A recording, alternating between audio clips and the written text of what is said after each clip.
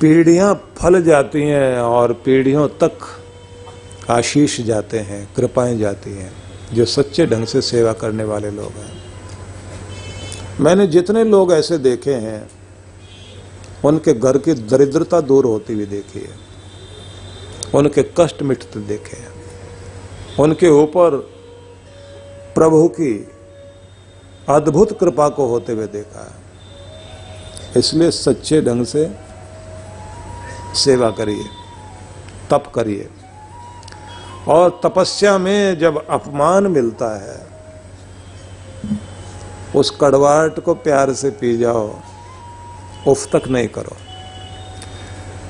गुरुद्वारे के बाहर बैठकर जब लोग जोड़ों की सेवा करते हैं, जूतों की सेवा करते हैं, मन मन में भगवान का नाम, हाथों से आए गए एक एक व्यक्ति के जूतों को साफ करके चमका के रखते हैं। दिखाई देता है विनम्रता, सेवा भावना, वो बहुत कुछ देती है चीज। आसान तो नहीं है कि कोई व्यक्ति कहीं जाकर जूतों में बैठकर वहां जाके सेवा करके आया। हमारे अपने मंदिरों में भी हमें कोशिश करनी चाहिए, जो जितना बड़ा अधिकारी है उतना ही ज्यादा जूतों की सेवा करे। वो सेवा नहीं जब एक दूसरे के साथ जूता लेके खड़े होते हैं, एक दूसरे की पगड़ी उछालने के लिए, नीचा दिखाने के लिए नहीं, एक दूसरे को मान देने के लिए। तो कृष्ण भगवान ने 3 तरह के तप कहे हैं। उनमें एक तप शरीर का है, दूसरा तप उन्होंने कहा है वाणी का। वाणी पर नियंत्रण, व्यवहार विद्या में कौशल आना चाहिए। पब्लिक रिलेशन में आपको ज़्यादा सफल होना चाहिए, बातचीत में, व्यवहार करने में मिलनसार होना चाहिए, संकोच करने की आदत से बचना चाहिए। जो लोग ज़्यादा से ज़्यादा मिलनसार होते हैं और सही समय पर उपयुक्त शब्दों का प्रयोग करते हैं, ऐसे लोग जल्दी ही दिलों में अपना स्थान बना लेते हैं, क्योंकि आपकी वाणी ही आपका सम्मान कराती है। चंद्रगुप्त को चाणक्य ने यही शब्द कहे थे राजा बनते समय कि तुम्हारी पगड़ी सजी है सिर पर लेकिन टिकी है तुम्हारी जबान पर, इसे ऐसे मत हिलाना कि ये पगड़ी गिरे। इसलिए सबको अपनी पगड़ी संभालनी चाहिए। पगड़ी भले ही सिर पर हो ना हो, लेकिन इज्जत की पगड़ी तो सबके पास है ना। अपने व्यवहार से उस पगड़ी को हिलने नहीं देना चाहिए। ये भी आपको सुबह सुनाया गया। अब अगला तीसरे प्रकरण में हम लोग चलते हैं। अगली बात आपको जो अभी मैं सुनाऊंगा उसे भी आप लोग ध्यान से सुने। यह है मानसिक तप, शरीर का तप, वाणी का तप। वाणी के तप में जो पहली बात कही गई थी वो ये थी कि भड़काऊ भाषा का प्रयोग करना छोड़िए। अनुद्वेग करम वाक्यम सत्यम प्रिय हितम च यत् स्वाध्याय अभ्यसनम चैव वांग्मयम तप उच्यते। तुम्हारी वाणी शांति देने वाली हो, भड़काऊ नहीं होनी चाहिए। कुछ लोगों की आदत होती है कि वो जहां जाएं वहां की शांति भंग कर देते हैं। ऐसे जो आग लगाओ भड़काऊ लोग होते हैं वो किसी के भी पूज्य नहीं होते हैं। और ये कोई छोटी सी एज में ही इस तरह की महारत हासिल कर लेता है, लड़ाई झगड़े की। और कई बुजुर्ग भी ऐसे होते हैं। एक महिला पूछ रही थी पड़ोस वाली से, कहाँ जा रही हो? बोले माचिस लाइटर वगैरह लेने के लिए जाना है, चूल्हा भी तो जलाना है। बोली मेरी सास को ले जाओ, जहां आग न लगे वहां लगा दे, जो ईंधन ना जलता वो जला दे। कोई सास ऐसे हो सकती है, कोई बहू ऐसे हो सकती है। ये भड़काओ, आग लगाओ और घर की शांति भगाओ वाले बहुत सारे लोग हैं। कृष्ण भगवान ने इसको नियंत्रित करने की विद्या को तप कहा। वाणी का तप है। जबान संभालना आ जाए, वाणी में सत्य हो, वाणी प्रिय हो, वाणी हितकर हो, और तुम्हारे बोलने में तुम्हारी विद्वता दिखाई दे, तुम्हारी कुलीनता दिखाई दे, इसका तप करना चाहिए। तो यहाँ तक आपने सुना था। अब अगला प्रसंग है कि भगवान कहते हैं मानसिक तप भी करना चाहिए। अब इसको भी आप ध्यान से सुनिए, क्योंकि मैं सुनाने का तरीका मेरा है, सारी अमृतमयी वाणी तो भगवान की है।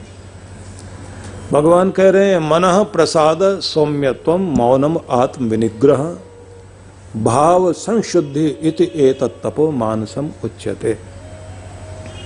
सबसे पहले उन्होंने कहा मनः प्रसादः, मन को प्रसाद गुण से युक्त कीजिए। प्रसन्न रहना, खुश रहना, ये भी तप है। विपरीत परिस्थितियों के बीच भी अपने अंदर की खुशी को, प्रसन्नता को, आनंद वाले स्वभाव को, इस दौलत को मिटने मत दो। तुम्हारे अंदर की सकारात्मकता बनी रहे। तुम्हारी मुस्कुराहट का दिया बुझाने की चेष्टाएं होंगी। पूरी दुनिया की कोशिशें आंधियां चलाने की होती हैं, जो तुम्हारे चेहरे को खिला हुआ नहीं देखना चाहते।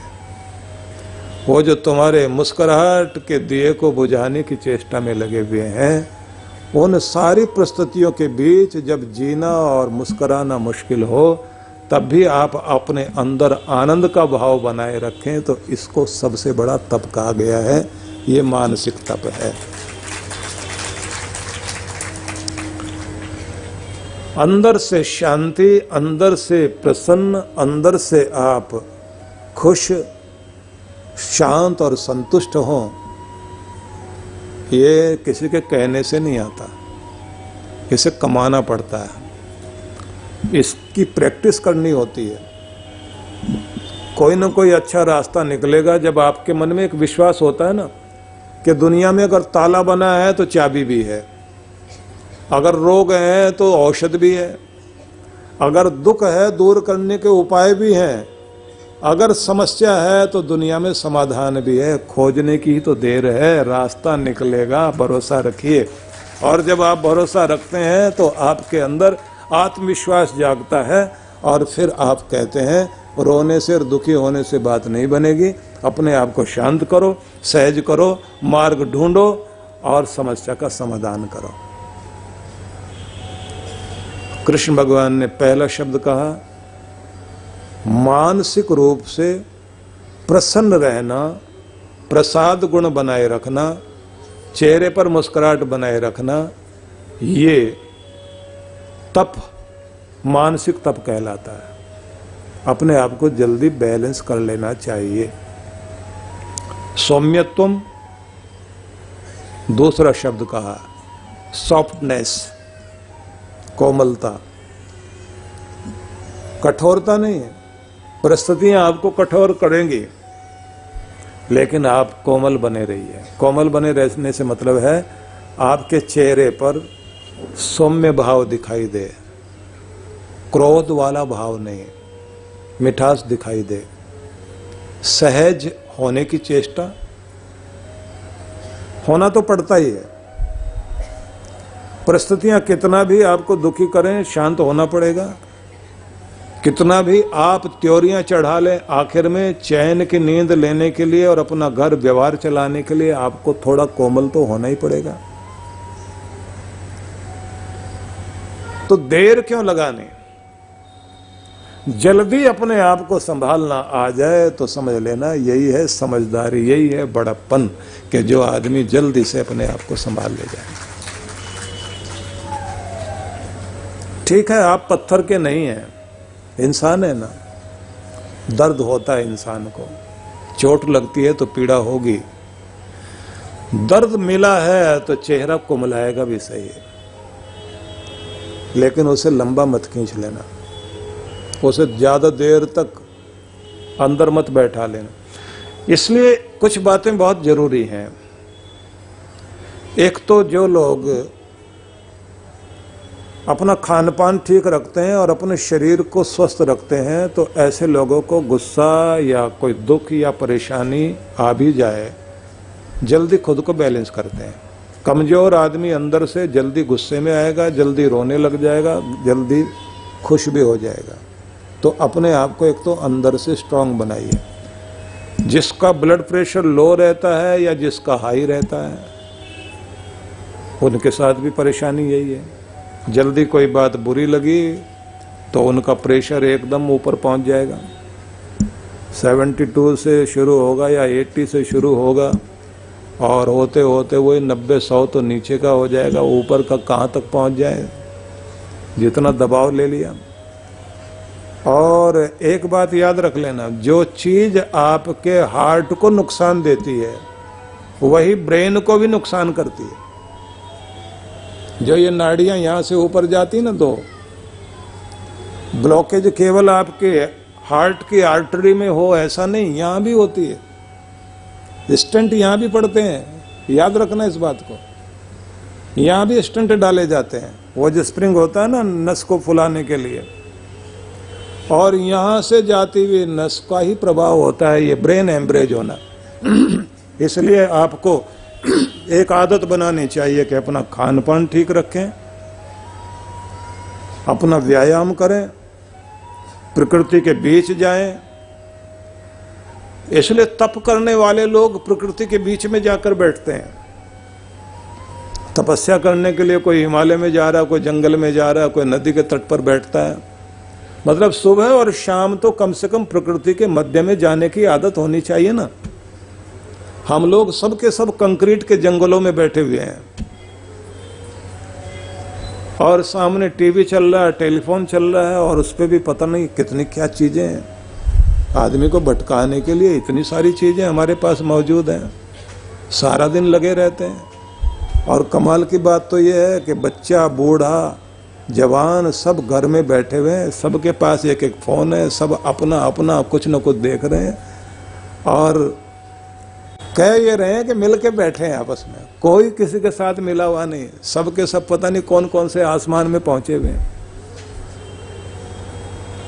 थोड़ा घरों से बाहर निकलकर अपना फोन बंद करके थोड़ी देर जाओ तो सही। और कुछ लोगों को मैं देखता हूँ सत्संग में भी आ जाए तो जैसे वो माँ जो है ना बच्चे को सुलाकर और उसको जो है थोड़ी थोड़ी देर के बाद उसका कपड़ा उठा के देखती रहती है ना कि ठीक से सोया। कई लोग तो अपना फोन ऐसे रखते हैं, 2-2 मिनट के बाद चेक करते रहते हैं, मैसेज आया,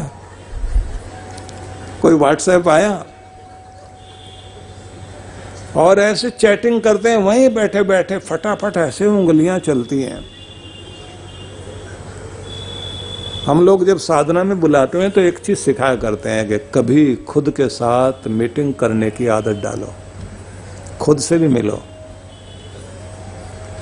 पूरी दुनिया को के साथ भटक रहा है मन, कभी खुद से बात कीजिए, खुद से मिलिए, अकेले में बैठकर अपने साथ होइए, अपने भीतर के आनंद के साथ अपना रिश्ता जोड़िए, अपने भीतर की प्रसन्नता के साथ अपना संबंध जोड़िए। देखो तो सही तुम कौन हो, कहाँ खड़े हो, कहाँ जाना है। तो शरीर तो यहाँ पहुँचेगा, आत्मा हमारी वहाँ तक तो पहुँचे, परमात्मा तक। उससे मिलने का भी तो कुछ जतन होना चाहिए कि उसी के लिए तुम्हें बुलाया गया है, उसी के लिए अपने आसन को संभाल कर बैठो, नाम जपो, ध्यान में उतरो। विधि मैं बताऊंगा। और मैंने देखा है कि वो 2-2, 3-3 घंटे, 4 घंटे तक भी आनंद लेते हैं बैठकर। पहले तो लगता करेंगे क्या इतनी देर बैठ के वहां, हमारा तो मन कहीं टिकता ही नहीं। और जब पहुंच जाते हैं तब ये कहते हैं बहुत मजा आया, और हमको कहते हैं जल्दी बुलाते रहना। मैंने कहा हम तो अभी भी बुला रहे हैं, तुम अपने मन की भावना बनाए रखना।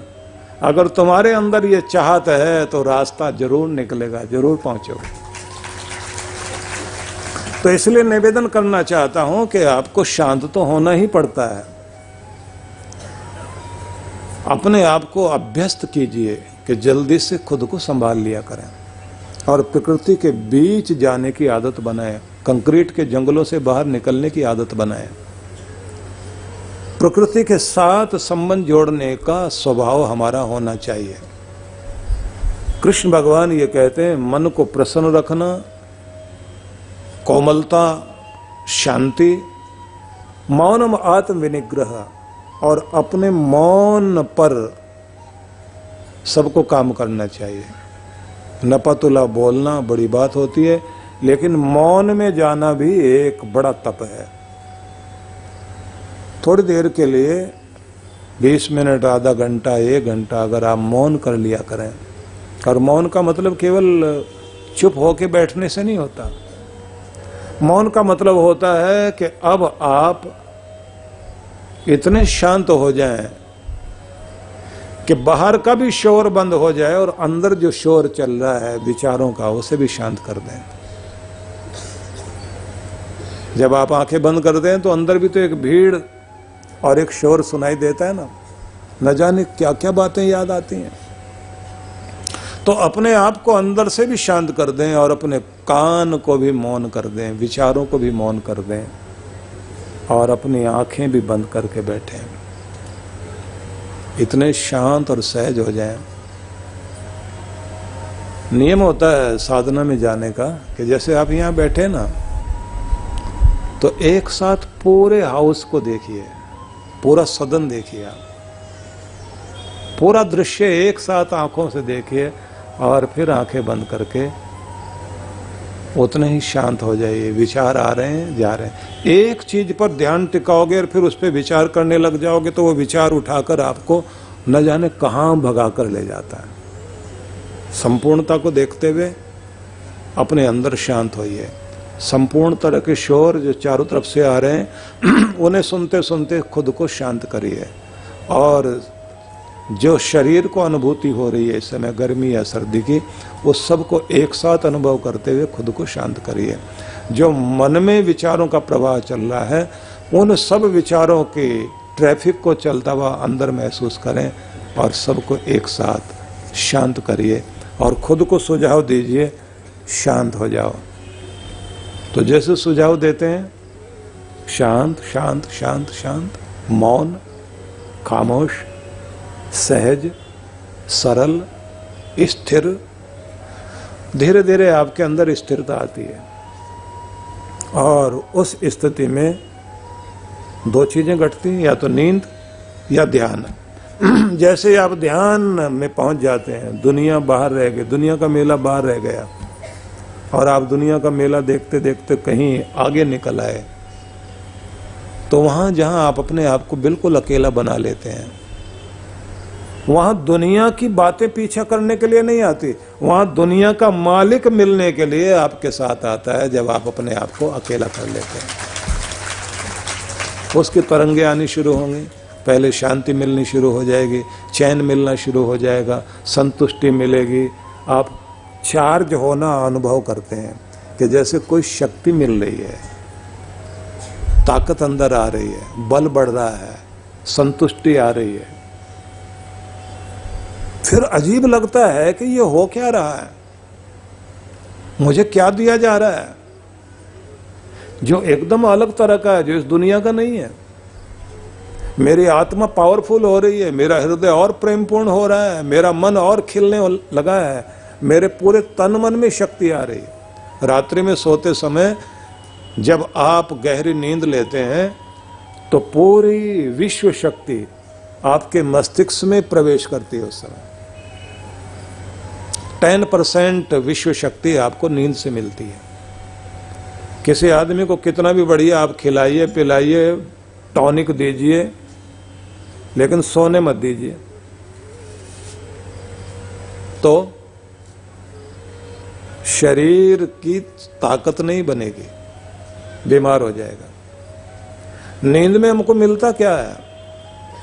नींद में आपका ये सहस्रार चक्र और ये सारे चक्र, ये इंडोक्राइन ग्लैंड्स, इन सब का संबंध जो है विश्व शक्ति से, यूनिवर्सल पावर से, आपका सुप्रीम पावर से आपका संबंध जुड़ने लगता है। और वहाँ से आती हुई जो ताकत है वो आपको चार्ज कर रही होती है। आपके बॉडी सेल्स जितने भी हैं, डैमेज सेल्स, उनकी रिपेयरिंग शुरू हो जाती है। आपके मस्तिष्क के जितने भी न्यूरॉन्स हैं, उन सबको एक नई शक्ति दी जा रही होती है।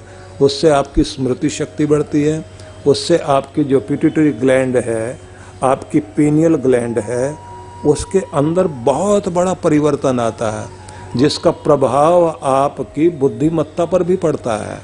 अच्छी याददाश्त के लिए जरूरी है अच्छी नींद का होना।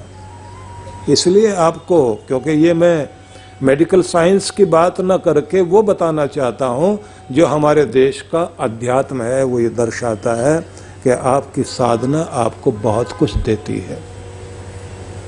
हर एक को बैठना चाहिए,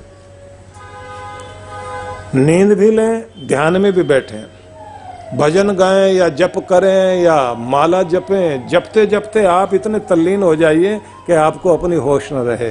तो भगवान ये कहते हैं मन से प्रसन्न रहना, सौम्यता, कोमलता को अपनाना, शांति को अपनाना, मौन और अपनी खामोशी में स्थिर होना।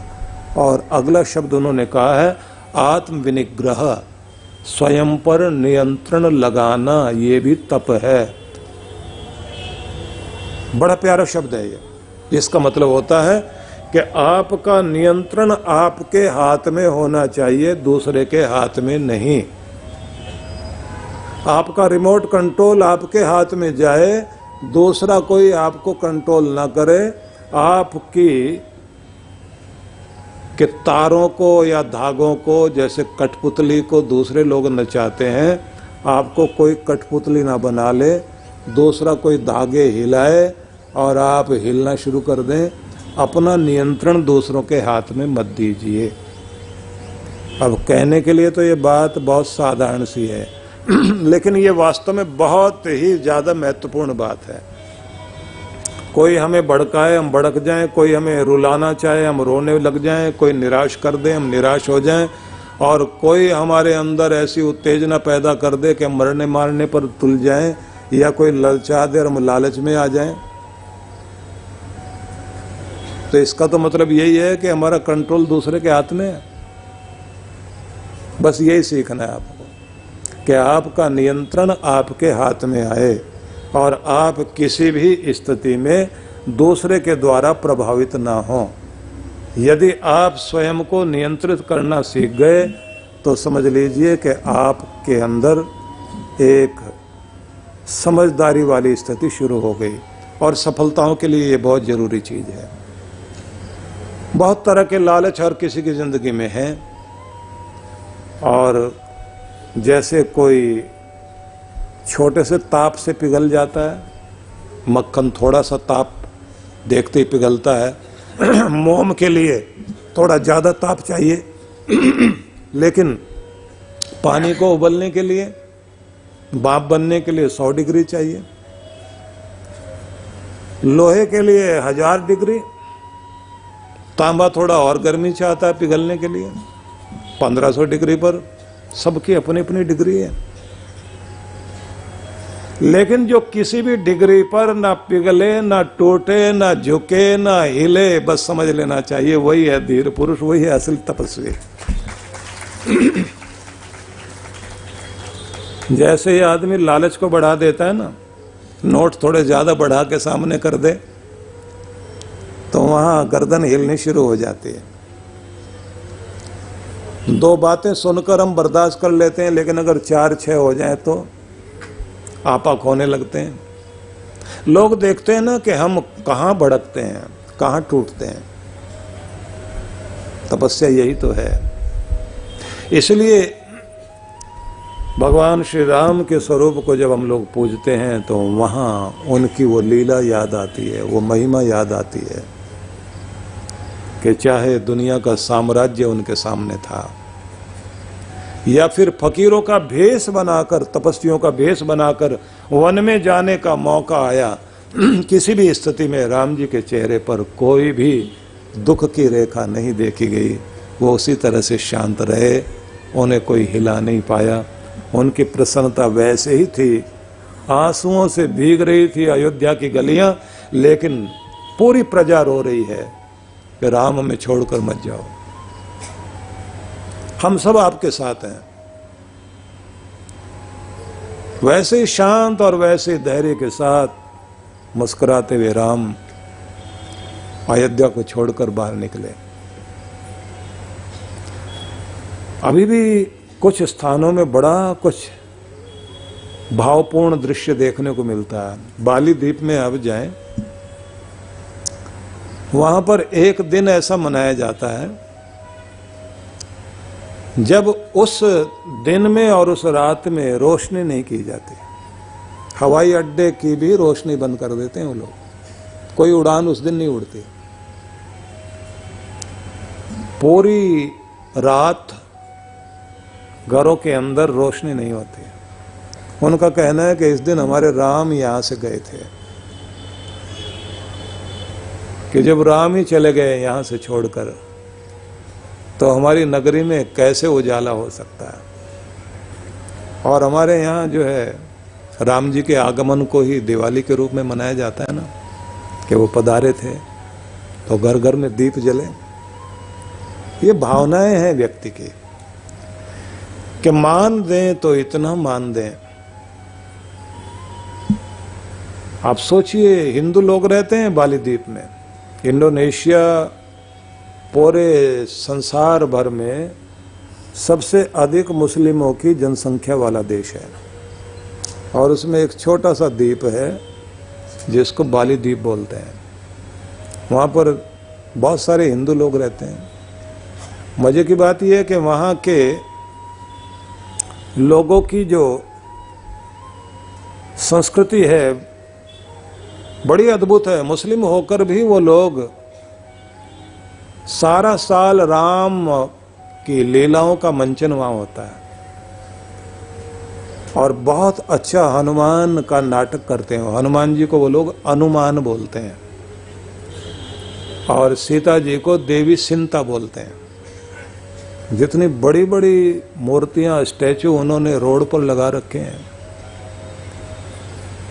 इंडोनेशिया की गवर्नमेंट भी बड़ी अद्भुत है। उन्होंने अपनी एयरलाइंस का नाम भी गरुड़ा रखा हुआ है। गरुड़ पर सवार होके चलते हैं।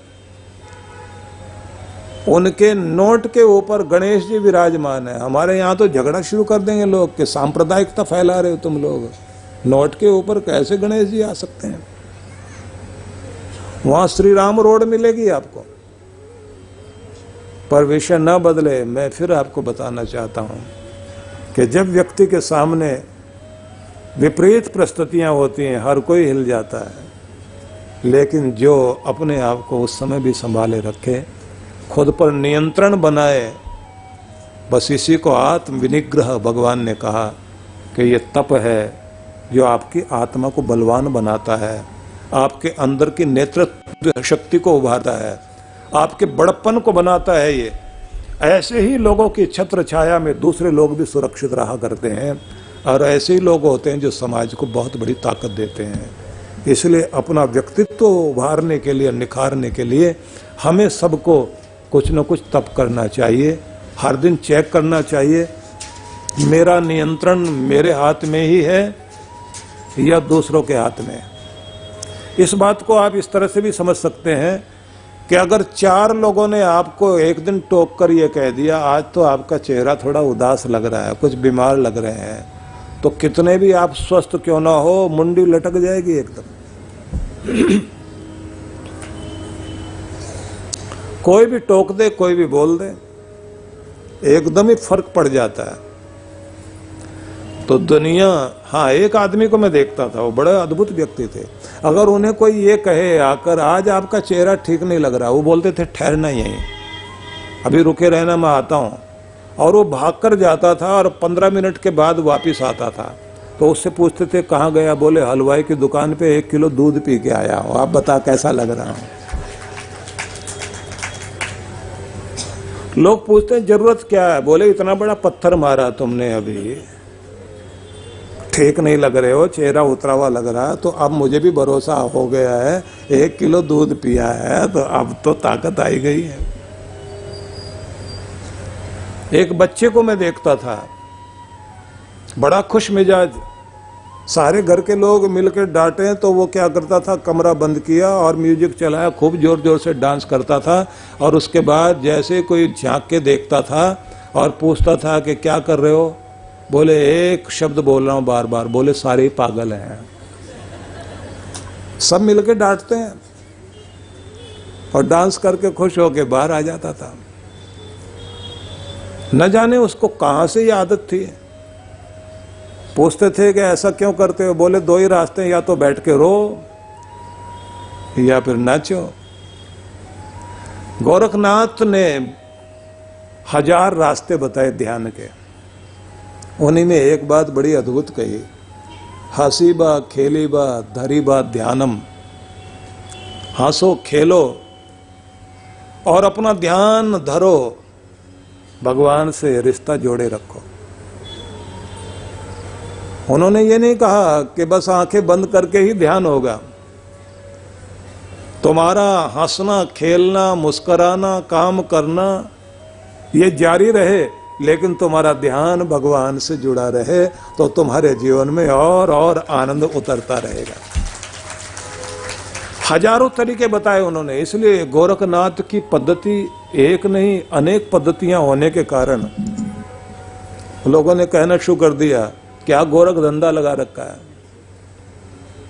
एक हो तो समझ में आया, 1000 है। और उन्हीं के नाम पर गोरखपुर है। और नेपाल वाले तो अपने आप को गोरखा कहलाने में गौरव अनुभव करते हैं, क्योंकि गोरखनाथ के वो हैं। और आपके मुख्यमंत्री भी गोरखपुर वाले ही नहीं हैं, बल्कि उसी परंपरा को मानने वाले हैं। तो आपको ये कहूंगा, हंसें खेलें, जिस भी तरह की तरंग में रहें, आनंद मनाना ना भूलें, मुस्कराना ना भूलें और जल्दी से जल्दी खुद को नियंत्रित कर लिया करें, क्योंकि वक्त तो अपनी जगह बदलता रहता है। इंसान को बदलने में थोड़ी देर लगती है। जो जितना जल्दी संभाल ले अपने आप को, वो आदमी ऊंचा होता है। तो आदत बनाओ कि ज़्यादा देर तक सिर दर्द नहीं रखना। कोई बात हुई, हाँ एक बात जरूर कर लिया करें, महिलाओं को कोई बात ज़्यादा बुरी लग जाती है और वो फिर 3-3 दिन तक दिमाग में घूमती रहती है। तो एक तो सभी को विटामिन सी की रोज जरूरत पड़ती है। ये जो खट्टे मीठे फल होते हैं ना, ये जरूर ले लिया करो। ये जितने भी बेरी कहलाते हैं, ये सब उसी में आ जाते हैं। खट्टे मीठे फल ये आपको लाभ देंगे। और कुछ नहीं तो कम से कम आधा नींबू निचोड़ करके आप पानी में डाल के थोड़ा चीनी वीनी मिला करके ले लिया करें। ये आपको बहुत लाभ देता है। विटामिन सी सबको चाहिए। इससे बर्दाश्त करने की शक्ति भी आती है और चेहरा भी थोड़ा ग्लो बना रहता है। पत्तेदार सब्जियां भी लेनी चाहिए। पानी की मात्रा भी ज़्यादा से ज़्यादा लें। हीमोग्लोबिन की मात्रा भी जिनकी कम होती है, उन्हें भी बातें बहुत जल्दी लगती हैं। वो भी कई दिनों तक चिड़चिड़े बने रहते हैं और दूसरों को भी उसी स्थिति में पहुंचाने में बड़ा योगदान उनका होता है। दूसरी बात ये कहना चाहूँगा कि जिन लोगों के घरों में थोड़ा ऊंचा नीचा बोलने की आदत है, तो वहाँ पति पत्नी में कोई विवाद भी हो जाए तो ये कोशिश करनी चाहिए कि किसी तीसरे को बीच में कभी मत डालें। क्योंकि पति पत्नी की लड़ाई कोई बहुत बड़ी लड़ाई नहीं होती। रात को लगता है हिंदुस्तान पाकिस्तान का वार शुरू हो गया और सवेरे देखें दोनों बैठ के आराम से नाश्ता कर रहे हैं। और अगर उस बीच में किसी और तीसरे को लाओगे तो वो तीसरा जो है वो मुंह देखी बात करेगा और जुड़ने नहीं देगा। और दूसरी बात ये जरूर ध्यान में रखिए कि हर एक पत्नी को, भले ही वो कितना भी गुस्से में आके बड़बड़ाए या कुछ भी बोले, ऐसी कोई बात नहीं कहनी चाहिए जिससे उसके सम्मान को चोट लगे। कड़वी बातें बोली जा सकती हैं, दिल चीरने वाली बात नहीं बोलनी चाहिए, मान खत्म हो वो नहीं बोलना चाहिए। और पुरुषों को ध्यान रखना चाहिए, गाली गलौज पर ना उतरे, मारपीट पर ना उतरे, और कुछ भी कह दें लेकिन उसके पत्नी के माँ बाप तक नहीं जाना चाहिए। अगर ये ध्यान रख सकें तो कोई भी कलह लंबी नहीं होती।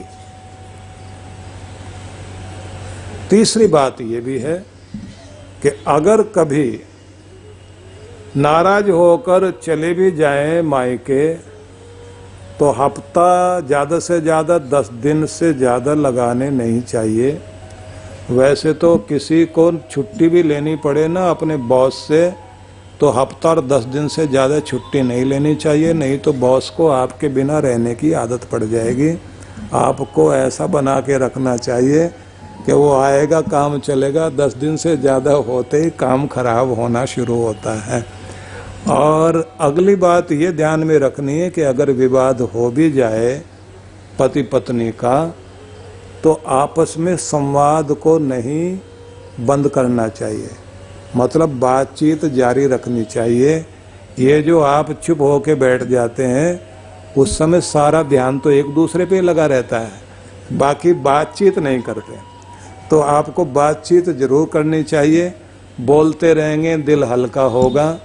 और अगर कोई रूठ के चला भी जाए तो अपने नाक का सवाल मत बनाओ, खुद ही फोन करके बोल दिया करो। और जब आप फोन करके बोल दें तो उस समय अकड़ने की कोशिश मत करो, तुम जीते हम हारे, चलो कोई बात नहीं, रिश्ता नहीं हारना चाहिए भले ही खुद हार जाओ। इस बात को जरूर ध्यान में रखना चाहिए, क्योंकि आज के समय में घर में बड़े बुजुर्ग समझाने वाले नहीं रहे, ना कोई समझता, तो इसलिए हमें बीच में बोलना पड़ता है, जरूरी हो गया है। हाँ, कभी कभी ऐसा जरूर होता है, कोई पति पत्नी नाराज हो गए, पत्नी रूठ के भाग गई, जैसे ही वो गई अपने मायके में, अब वहाँ 10 दिन हो गए, माँ ने बोलना शुरू किया बेटा ऐसे नहीं, बातचीत करो। अब इसने जो है पति को फ़ोन किया, फ़ोन करते ही बोली आपने मुझे फ़ोन क्यों नहीं किया, मुझे ही करना पड़ रहा है आपको। वो बेचारा आगे से नहीं बोला, और आपको मेरी याद आई थी। अब उसने हूं 2 बार बोला, मेरा सपना आया था। अब वो भी आ गया गुस्से में, बोले नहीं मैं तो हनुमान चालीसा पढ़ रहा था, भूत पिशाच निकट नहीं आवे, महावीर जब नाम सुनावे। बता दिया उसको भूतनी।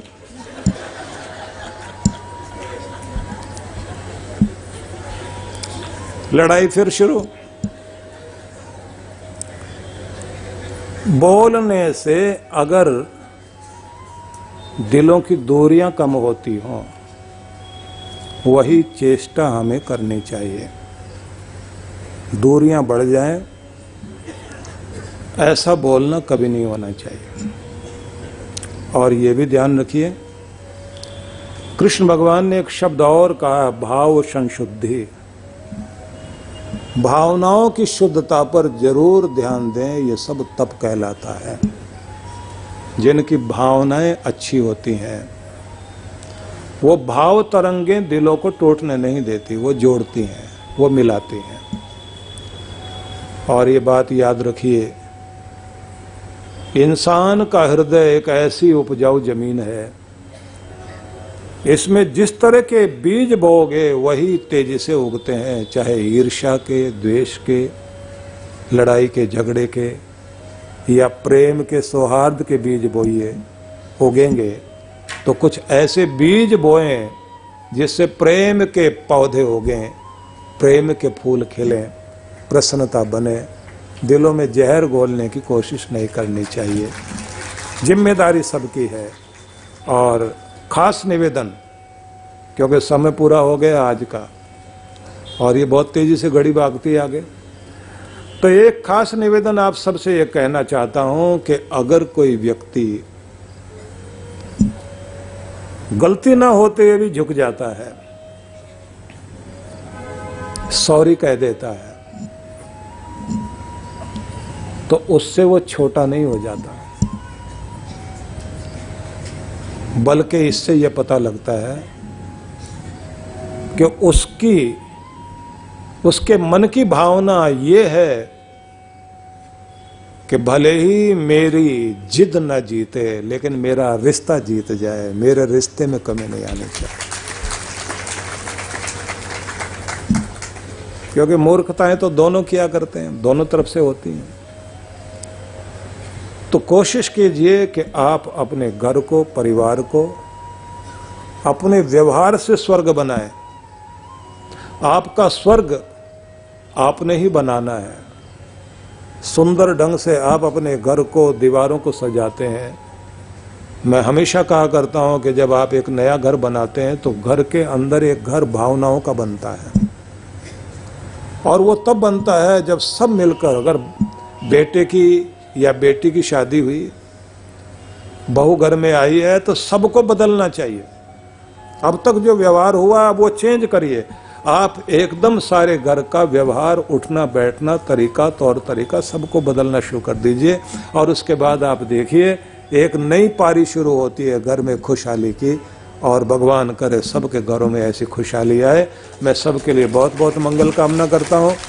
सर्वे भवन्तु सुखिनः, सर्वे सन्तु निरामया, सर्वे भद्राणि पश्यन्तु, मा कश्चित् दुःखभाग् भवेत्।